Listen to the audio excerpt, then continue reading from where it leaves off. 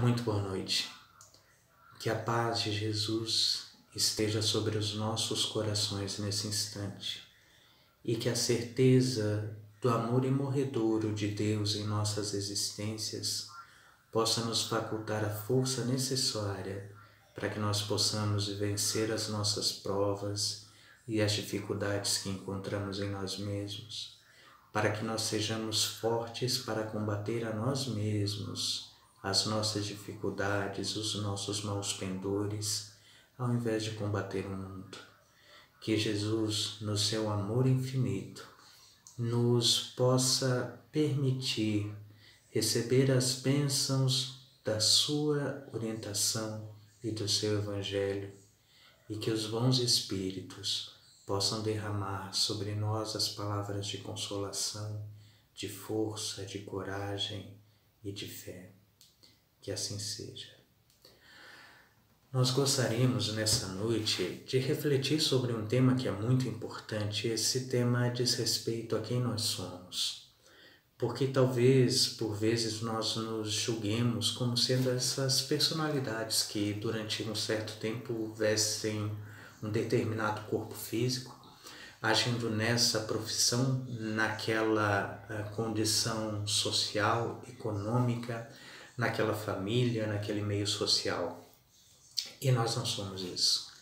Os nossos corpos, as nossas condições são meios e frequentemente nós os temos tomado como objetivos e como finalidades. Mas a finalidade maior é do espírito imortal que nós somos. Nós não temos fim. Nós surgimos em um determinado instante, não sabemos quando, e temos por objetivo atingirmos a nossa perfeição, atingirmos a elevação das nossas potencialidades, daquilo que em nós jaz para atingir a perfeição, como dizia Jesus. Quando nos dizia: sede perfeitos como perfeito é o vosso Pai Celestial. Nesse caminho de perfeição, muitas vezes nós nos enganamos e fazemos escolhas que são equivocadas. E essas escolhas acabam sendo para nós, por vezes, os nossos grilhões. Quando as escolhas equivocadas são aquilo que nós buscamos, às vezes inconscientemente, às vezes conscientemente, isso sempre nos traz uma condição de precisar responder por aquilo que nós fazemos. E existe um engano muito frequente que nos coloca que nós precisamos responder a Deus e nós não precisamos responder nada a Deus. Nós precisamos responder a nós mesmos, porque a lei de Deus encontra-se em nós mesmos, e a espiritualidade é muito clara quando responde a Kardec, dizendo que a lei de Deus encontra-se escrita na nossa consciência. Em cada ponto de nós mesmos reside a lei de Deus. E a lei de Deus é uma lei de amor, é uma lei de justiça e, acima de tudo, é uma lei de progresso. Todos nós nascemos, todos nós surgimos espiritualmente e mergulhamos nas roupagens materiais, nas encarnações diversas, com o objetivo único de nos aperfeiçoarmos, de vencer as nossas más tendências e despertar em nós valores do espírito imortal.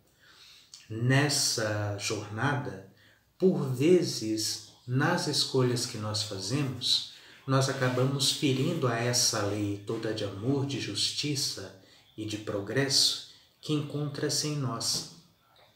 A cada ação negativa que nós emitimos contra nós mesmos, nós acabamos semeando a plantação da dor e do sofrimento. E isso tem uma explicação muito lógica, nós não precisamos ser julgados. A lei universal e divina diz que nós nascemos para sermos felizes e para sermos plenos. E a cada vez que nós descumprimos essa lei em nós, nós geramos em nós infelicidades, nós geramos em nós sofrimentos. Assim, entendemos que a vida não é mais que um processo de escolhas que nos cabe fazer a cada instante.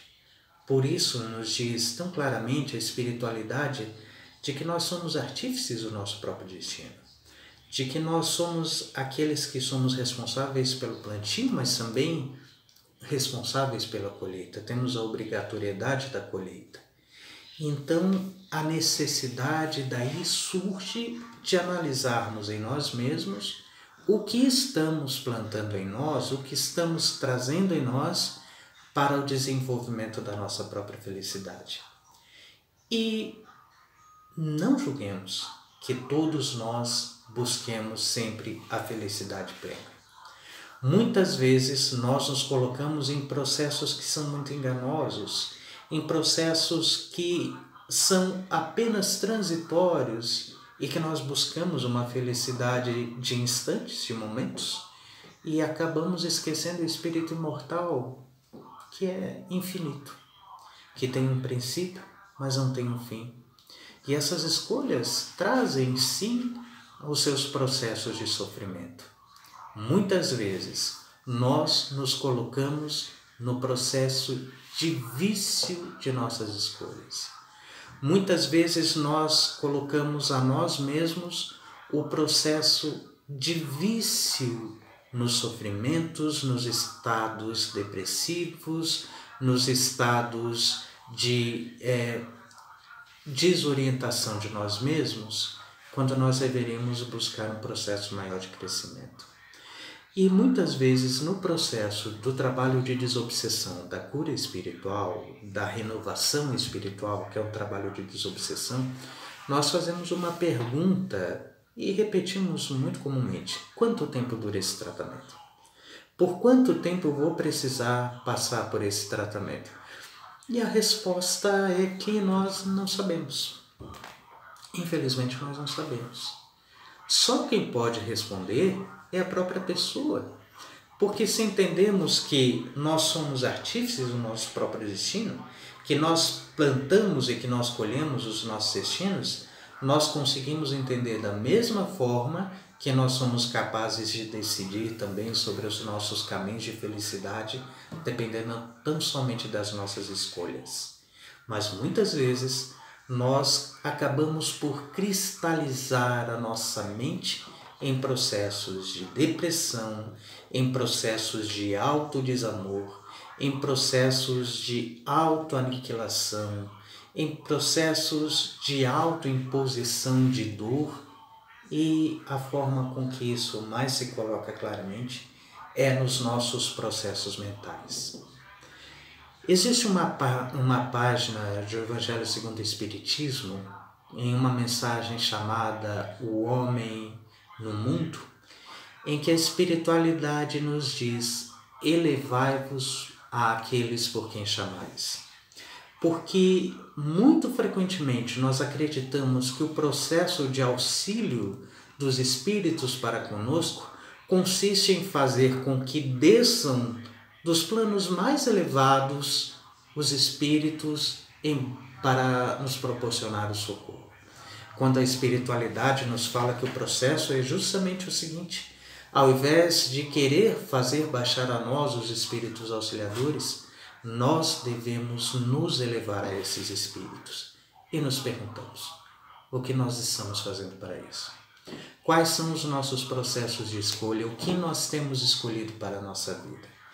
Porque nós, às vezes, julgamos que o processo de desobsessão seja um processo em que nós vamos até um determinado local, uma determinada casa, e a espiritualidade vem até nós e resolve os nossos problemas.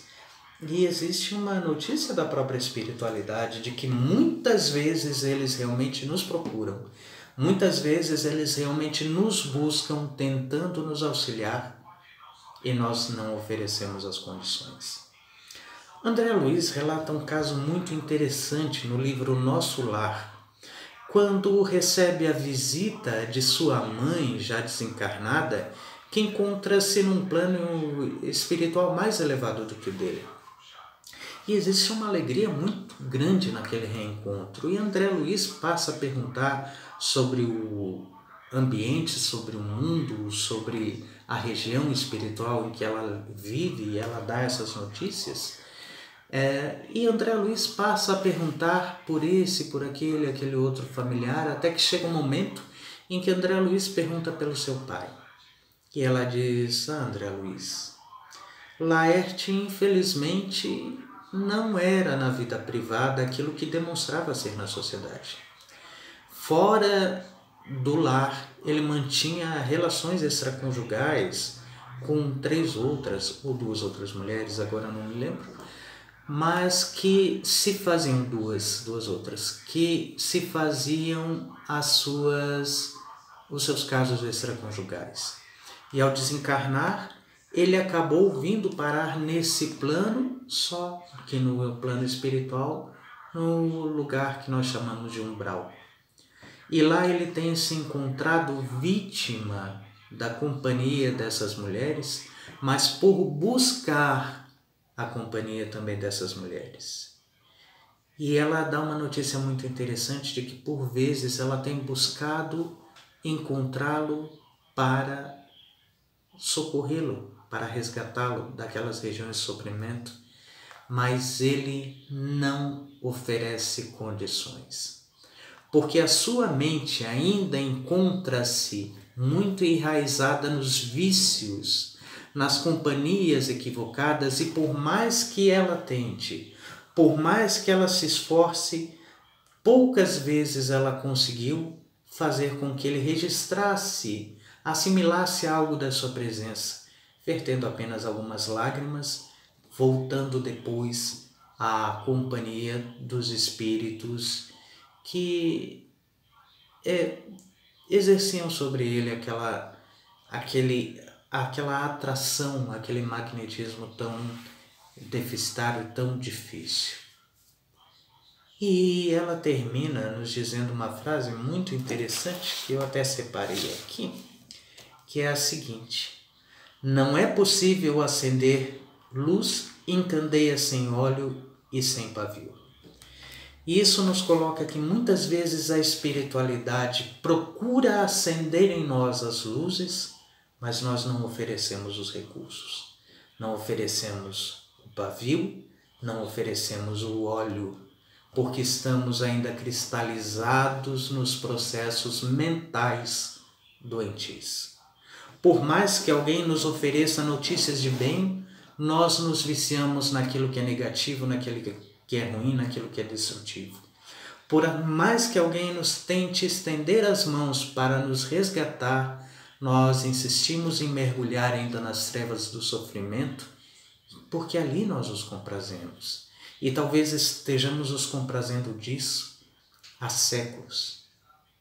E aí vem a pergunta: quanto tempo demora um processo de desobsessão? Para alguns dias, alguns meses, alguns anos. Para outros, alguns séculos. A escolha está sempre nas nossas mãos. É preciso trabalhar a nossa mente, o nosso sentimento, o nosso pensamento nas questões positivas e na elevação àqueles por quem nós chamamos, subindo até eles, ao invés de querer que eles desçam até nós. Pensemos nisso. A orientação e a luz do Evangelho são fundamentais para que nós entendamos que estar em estado de sofrimento ou estado de graça é uma escolha nossa acima de tudo. Que Jesus, no seu infinito amor, possa permitir aos espíritos mensageiros derramarem as suas bênçãos sobre nós nesse instante, para que nós nos elevemos a Deus e a Jesus, renovando as nossas vontades, a nossa fé e a nossa força, para que possamos caminhar por nós mesmos. Que assim seja.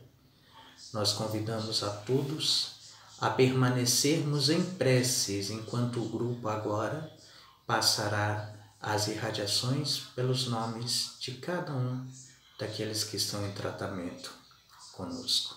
Muita paz.